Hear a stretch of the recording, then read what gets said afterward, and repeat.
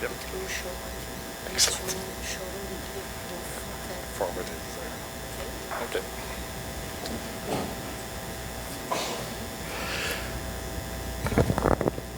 Good morning, ladies and gentlemen, and thanks very much for the kind introduction.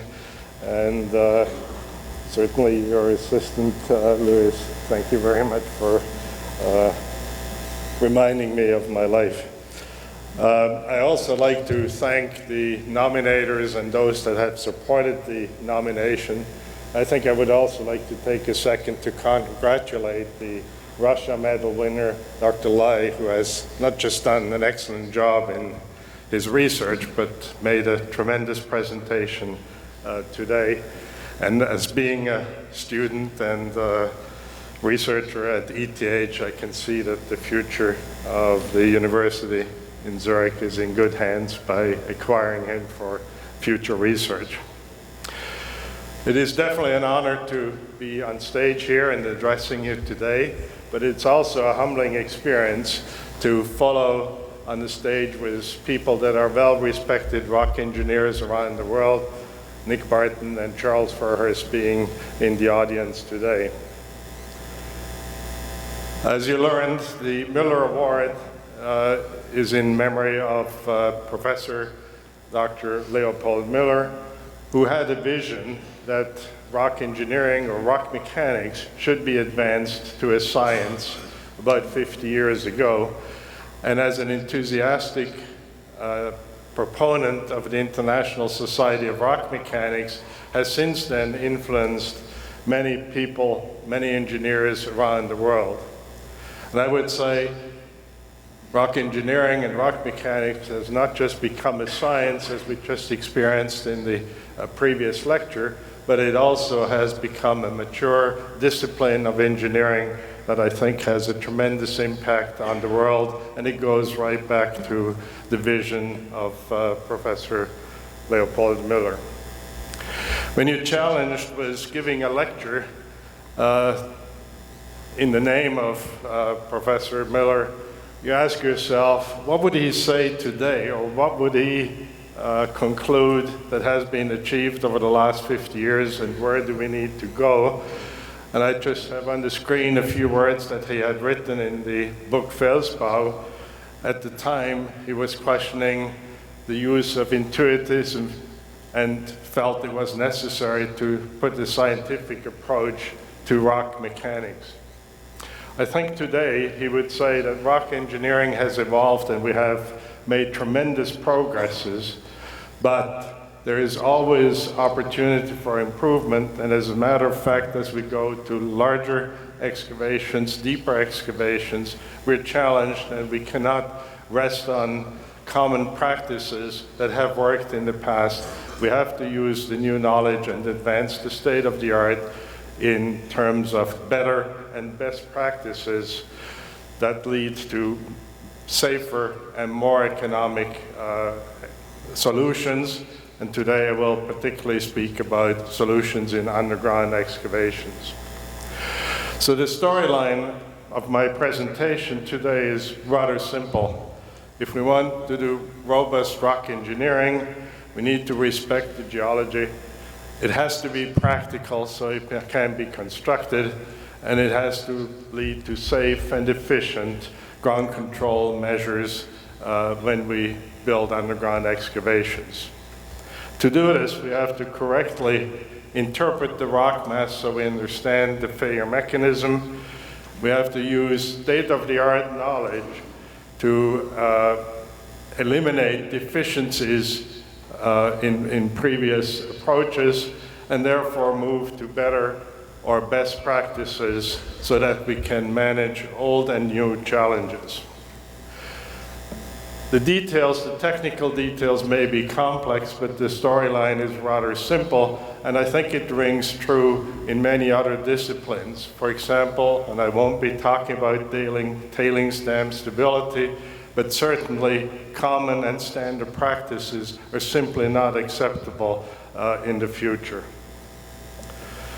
I had the fortunate opportunity over the last 10 or more years to work with various mining companies, and I'd like to acknowledge their contribution. but I was primarily working with them to advance the common practices to best practices, and I will try and summarize some of that during this presentation. I also had the fortunate opportunity to work with many individuals as collaborators in our research, and I would like to acknowledge them. The list here simply points at a few, those that have particular impact on today's presentation. I had several mentors, many mentors in my career, and I like to dedicate this lecture to three that had a huge impact because they pushed me to question the status quo and to advance the state of the art. My PhD supervisor, Nordy Morgenstern, of course working with Everett Hook and Ted Brown, and I have to also acknowledge my wife, Kathy, who has continuously supported me in my journey of discovery. As I said, I think we have made tremendous progress, and there's no question that the last 50 years have brought advances that lead to much safer and much more economic underground constructions.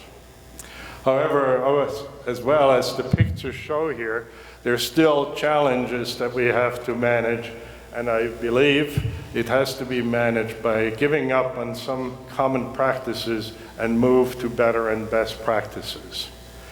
We have to think of common practices, as is illustrated on the right.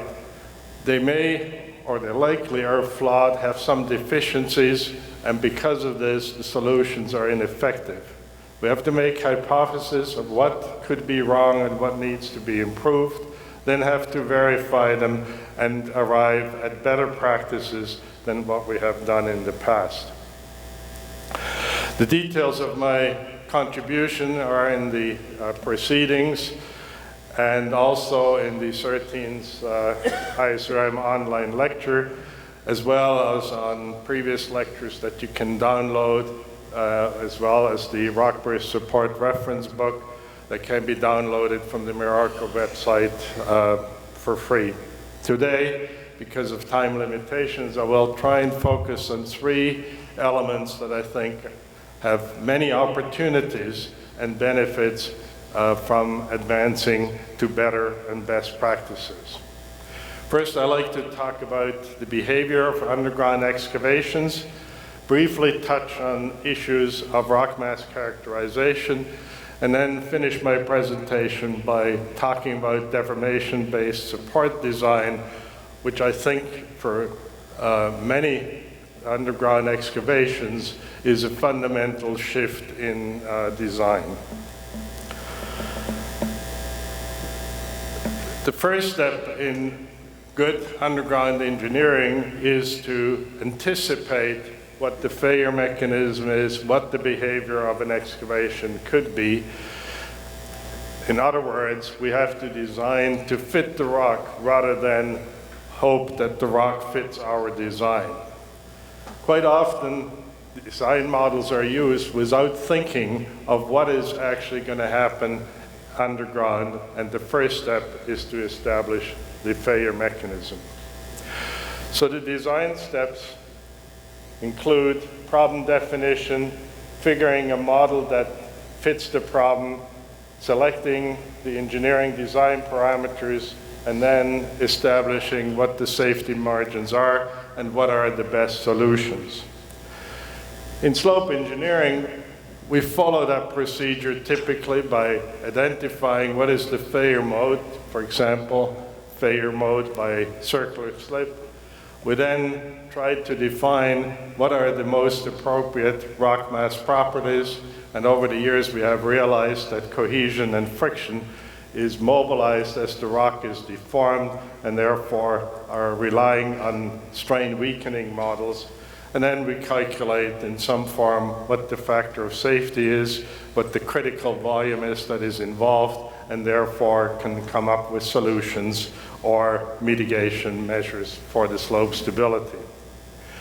In underground construction, we have to follow the same principles. What is the failure mode? In this case, I show an example of failure by stress fracturing. And then we have to ask ourselves, what is the critical dominant parameter that influences the behavior or the support requirements. So the first step is, what is the failure mode? And secondly, what is the dominant failure mechanism?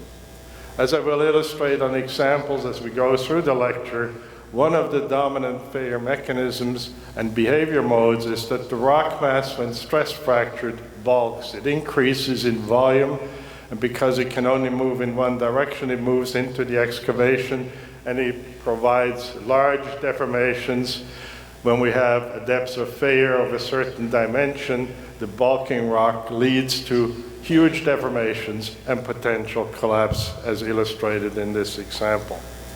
I will come back to this in more detail a little bit later. Now, when we work in hard rock and at great depths, we also have dynamic failure modes, and the rock is not just slowly spalling, but it actually stores energy and it eventually fails in a violent manner. We call that strain bursting. So when you work in burst-prone ground, in deep tunnels or in mining at depths, you have to expect that the failure mechanism is violent and therefore energy is being released. The important observation then is to realize that around an excavation we have an inner shell, shown basically in blue, where the rock is relaxed because of damage and stress fracturing, and outside we have stress concentrators, and we saw some examples in the previous presentation. The practical consequence of that is that we don't just have one possible failure mode, strain bursting due to the stress razors near the excavation, but we also have the potential that the relaxed rock mass near the excavation gets shaken down. We call it shakedown. So there are simultaneous mechanisms that can occur in these excavations, and therefore we have two mechanisms to consider: strain bursting as well as shakedown. Very different design parameters control each process, as I again will discuss in a little bit more detail later. But in both cases, what you observe is that there are large, huge deformations, which means eventually we end up with adopting a mechanism of designing support that takes into account the deformations coming from this type of failure mechanism. So the first takeaway, I think, from my presentation today is that every design process has to start with making an effort to identify what are the potential failure modes, and then clearly to define what are the engineering design parameters that are dominating the design before moving to detailed analysis, use of numerical models, etc. Today I'll focus on underground construction, and many of you will know the matrix that basically indicates that the failure modes in underground construction can be defined by the rock mass quality on one axis and the stress level on the other axis. And there fundamentally are 9 failure mechanisms that dominate the behavior of excavations and therefore dominate the support design. One of the important things is that, in my mind, it doesn't matter what classification system you use, what number you calculate, and to what detail. At the end, Terzagh's 1946 grouping into 3 rock mass qualities is all that is necessary to define what your anticipated behavior is, and I highlighted it in yellow, going from massive to moderately jointed to highly blocky ground. I think we spend too much time calculating numbers and not enough time to ensure that we are in one or the other class. In mining, particularly, but also in some civil engineering projects, we have to realize that stresses change over the life of a project. And that means the failure process may be very different during the initial phase than later in the mining stage. And we may have stress increases, but we may also have stress decreases that lead to relaxation, and something that has been stable can end up unraveling and experience a different failure mode. So the takeaway from this part is that fundamentally, before you start the design in underground construction, identify 3 of the key rock mass quality classes and the stress levels to identify what you need to design for. And you have to think of the evolution over the project life. You can't just design for the current status. Next, as I said earlier, it's all about identifying what you should be designing for, and the written contribution lists some of the opportunities that exist to move from common practice to better practices in identifying what are the critical parameters.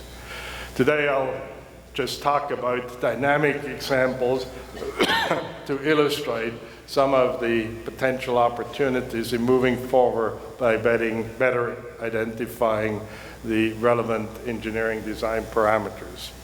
As I said, there are 2 failure mechanisms in rock bursting. One is shakedown, where basically increased acceleration leads to fall of ground, and common engineering design parameters are the dynamic acceleration as well as what was the static factor of safety before the excavation is hit by the dynamic loading. That only tells you when failure will start. It will not tell you whether you can achieve stability. And the most dominant design parameter then becomes actually the ductility of the support system. Just like a bungee cable is able to slow you down, I don't think you would want to jump off a bridge with a steel cable attached to you. The ductility is a critical design parameter for shakedown. In the world of strain bursting, we have to realize that what is actually happening near the excavation is simulated here, showing that at one point inside the rock mass, we have a joint slipping or a failure mechanism initiating, and there are 2 processes that evolve.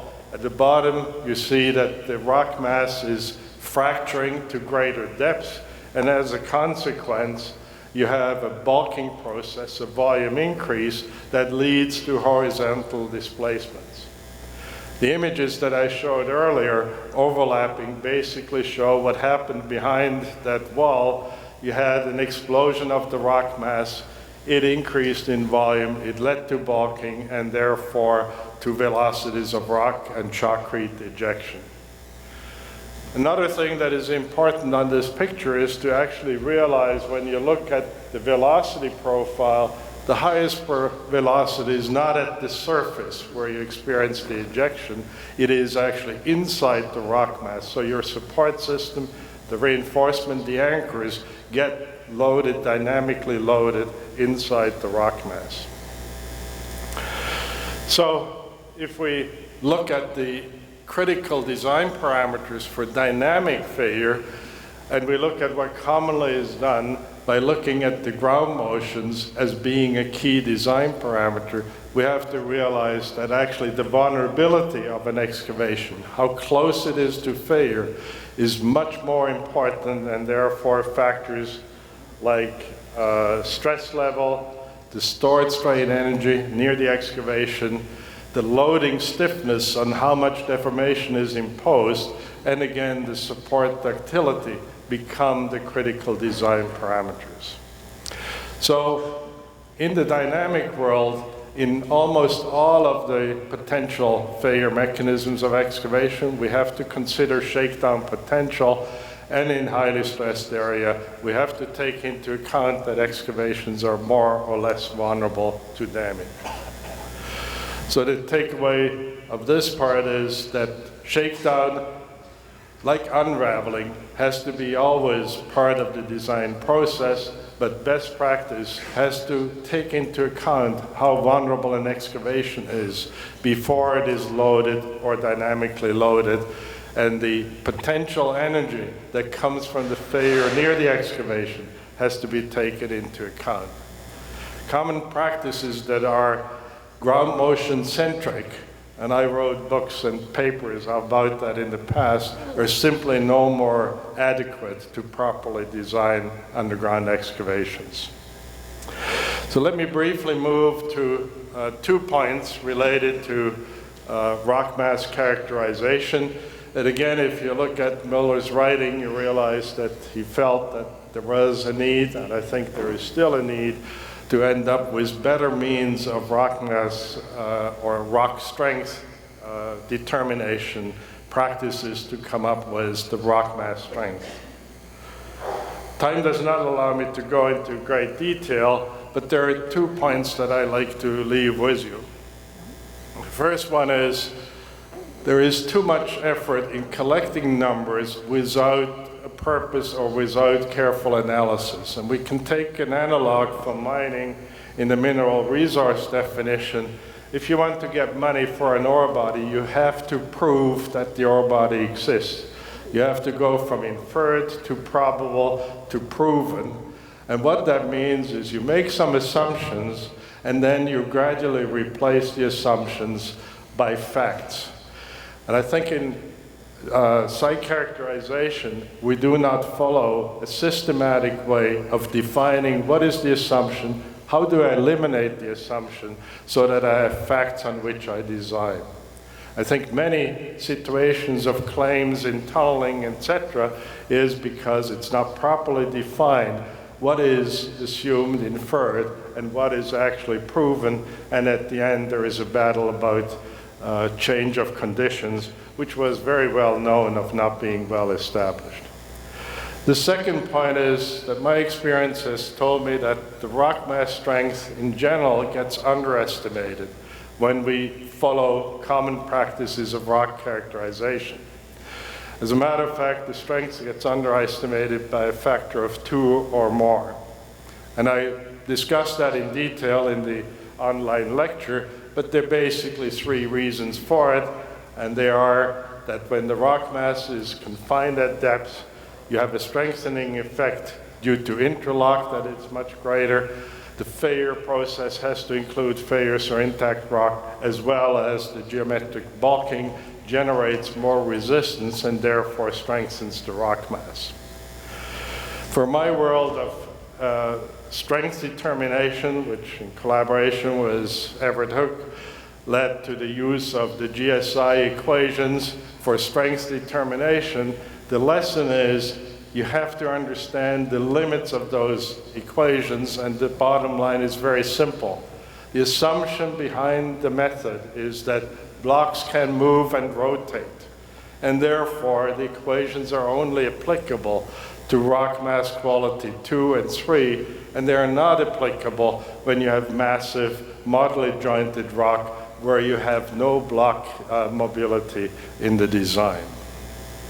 So the message I'd like to leave with you is to make an effort to systematically record and follow the assumptions that you have in a design and to replace them by having better interpretation of data on whether you have eliminated the assumption. The second thing is when you use methodologies like GSI equations to get the rock mass strength, realize that there are limitations, and the bottom line is don't use GSI when you're in massive to moderate rock, when you have strain bursting conditions and so on, because it was never designed. Buick et al. In Ted Brown's birthday volume basically gives you guidance on how you can bridge that gap from blocky ground to massive ground.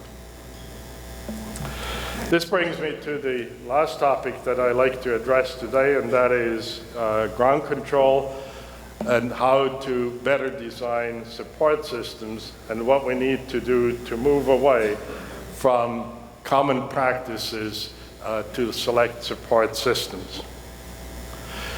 As I illustrated earlier, around an excavation, we have an inner shell and an outer shell that behaves very different. When we deal with support design, we basically deal with the behavior of the rock mass near the excavation in the inner shell.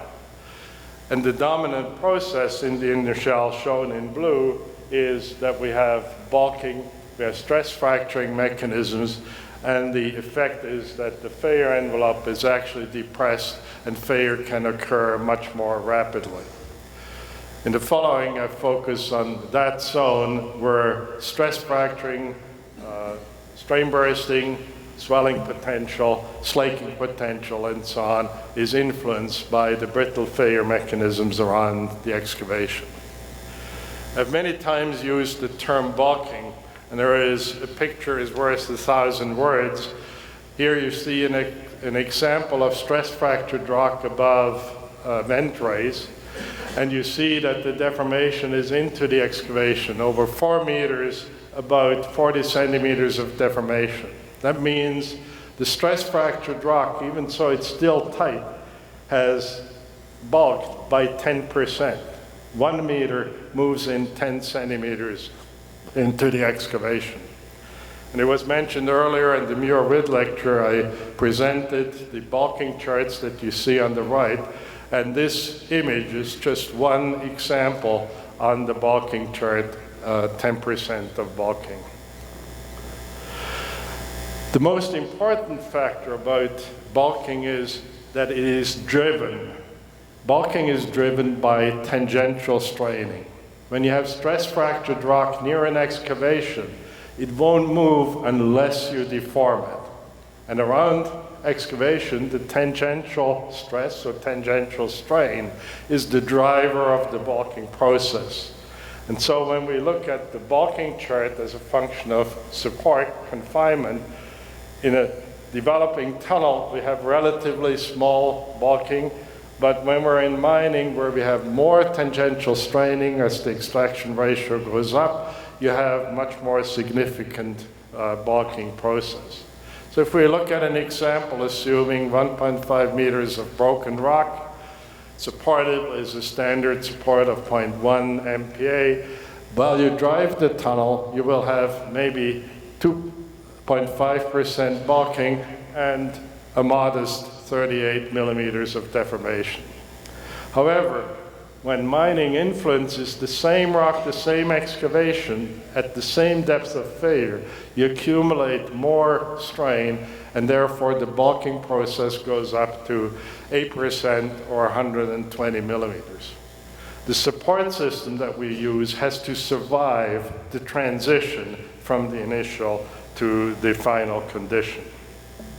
And again, a picture, 1,000 words, but a picture that may be a misleading picture is because the first interpretation is, wow, the support did not work.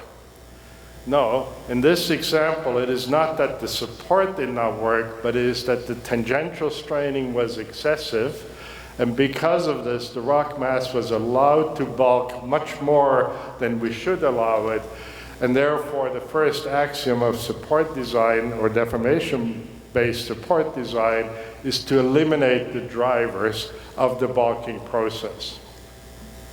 The second message or axiom that comes from that is that when you have the bulking process dominate, you have to reduce or control or manage the bulking process, and for that, deformation resistant support systems are needed to achieve that, particularly in the inner shell where the bulking of stress fractured rock can dominate.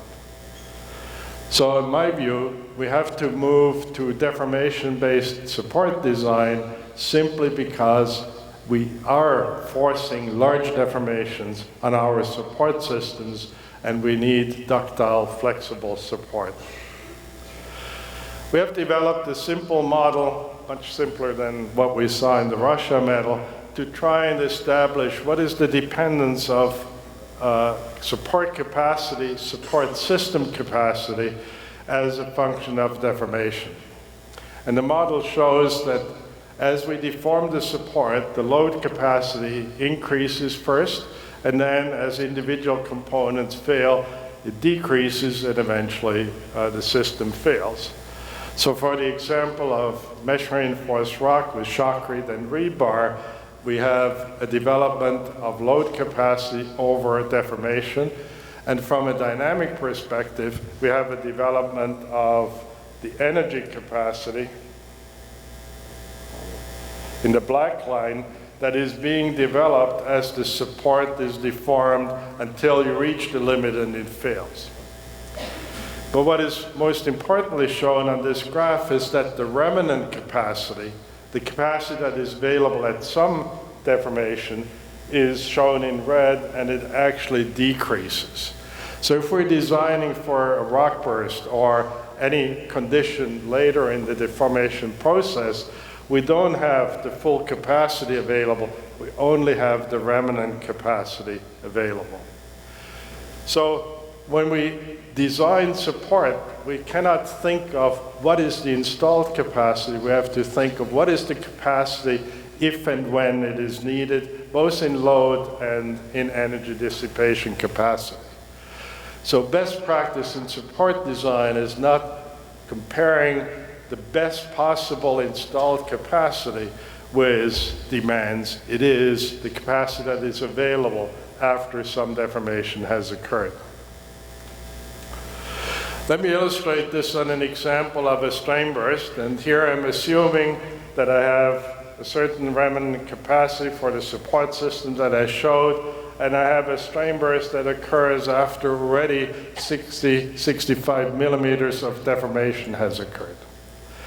The strain burst bogs the rock, it increases, a lot of displacement is caused by the burst, a little bit of energy increase occurs, but if we then have a remote seismic event,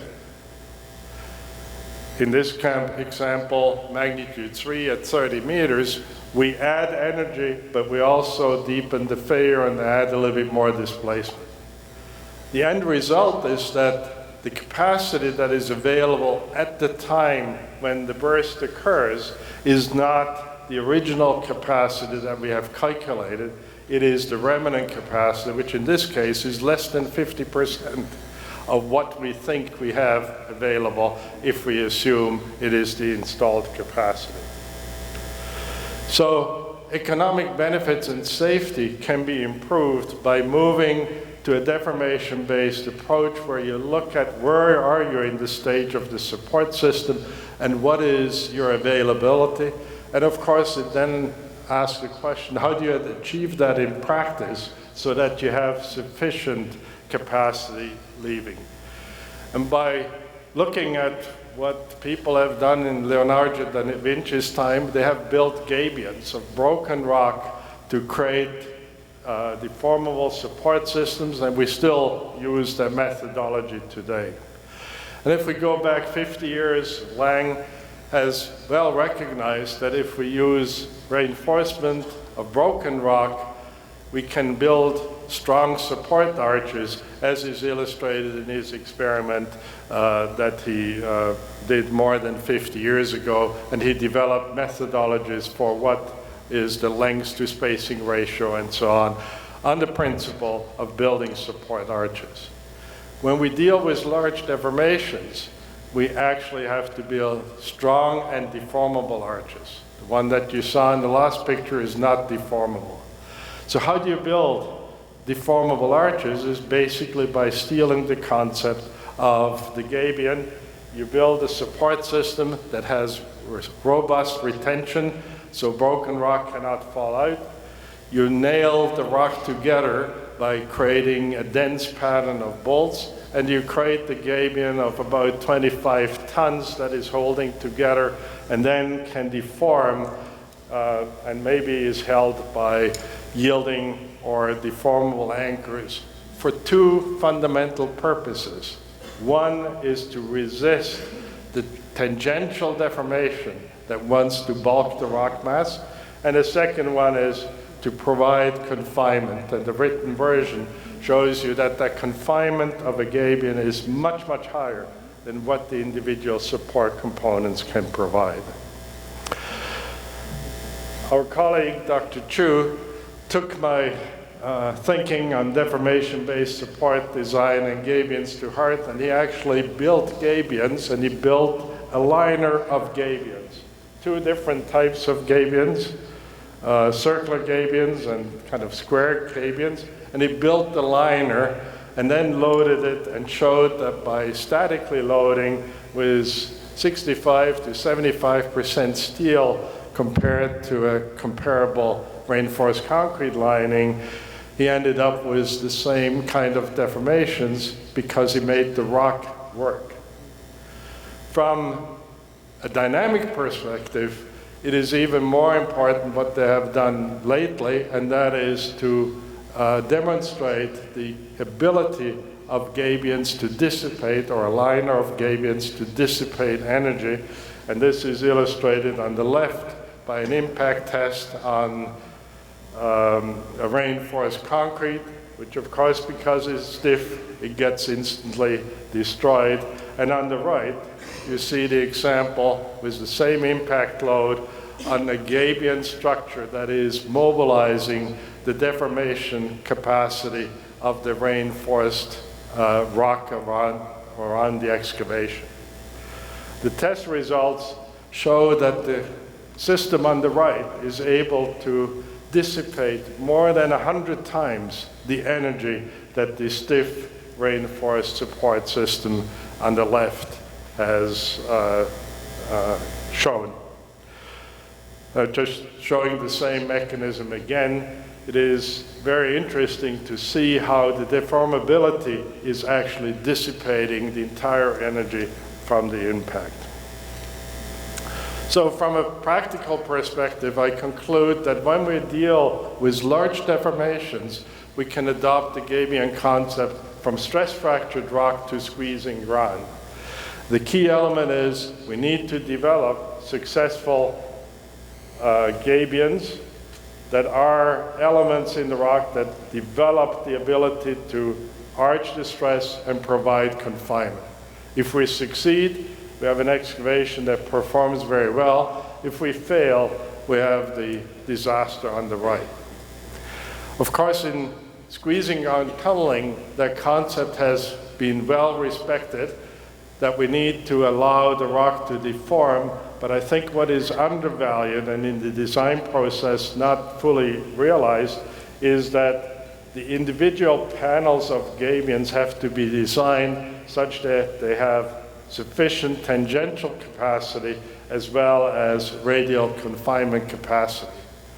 The role of the steel sets, the yielding steel sets, is not to provide support, but to make sure that you have a robust retention system so that the gabion can reach its full capacity by tying it together to a bolting system as well as the anchoring system. So the economic and safety benefit is by adopting gabions because they are flexible enough that they can mobilize the rock mass to the maximum. And in the picture below, you see an example where we have experienced strain bursts of magnitude 2, significant strain bursts, and you can see that the support system has survived such that we still have safe access to the underground excavations. There are a few other practical and very important elements. The first one is energy.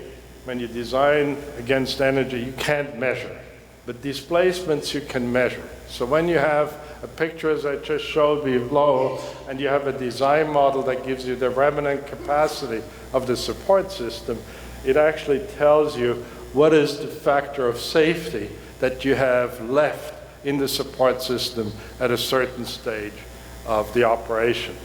If your design criteria was 5 kilojoules, it will tell you on the left you still have a factor of safety of 2, whereas on the right you're basically at the limit. The difference between the two sides is actually the bolt spacing. By error, there was a much wider bolt spacing over here. The retention capacity was reduced, and that is why the factor of safety is significantly reduced. Furthermore, today we have the ability to measure convergence consistently and repeatedly and very accurate. And therefore, if we design based on deformations, we can actually use the measurements to assess what the status of our support system is. And again, I'm showing two examples here.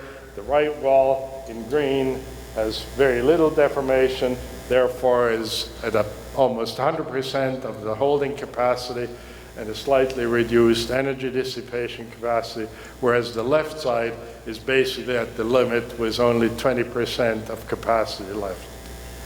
From a practical perspective then, if you can consume support capacity, it also tells you that you're no more designing an original system, you're using it to restore some of the capacity if and where needed during an operation. And here I show an example how the loading capacity is increased and with it the displacement capacity by adding additional row of cables after some of the deformation has occurred. And on the right, I show an example on how the remnant capacity can be more than doubled by adding additional support at the critical time. Now, in civil engineering structures, that may not be reasonable, but in mining, this has a huge economic impact. And the two operations that I work with, this is now standard practice because they can determine where proactive support maintenance is required to increase the support capacity and prevent the need for rehabilitation, or at least delay the need and reduce the amount of tunnel that can be damaged.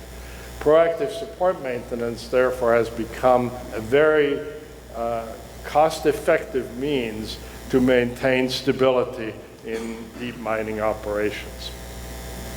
So the takeaways from this discussion on support design is, in my mind, that we need to focus on delivering deformable support systems, whether it's in stress-fractured rock or in squeezing ground. We have to account for the fact that as we deform the support, we lose capacity, and when it is needed, we may not have the full capacity available. But we can use means of proactive support maintenance to restore some of the capacity before the rock is falling apart and poses a safety risk. In burst-prone ground, it means a fundamental change in design, and that is to move away from the ground motion-centric, energy-based design to providing a support system that has enough deformability and therefore can dissipate the energy as you saw in the impact test earlier. So back to the storyline, I hope I have convinced you that there is a need, and maybe there is a need for an ISRM commission on how to move from common practices to best practices by identifying how we identify the failure mechanism, how we use the state-of-the-art knowledge to eliminate deficiencies in many practices and therefore adopt best practices, or at least better practices, to manage old and new challenges. Thank you for your attention, and again, thank you to all that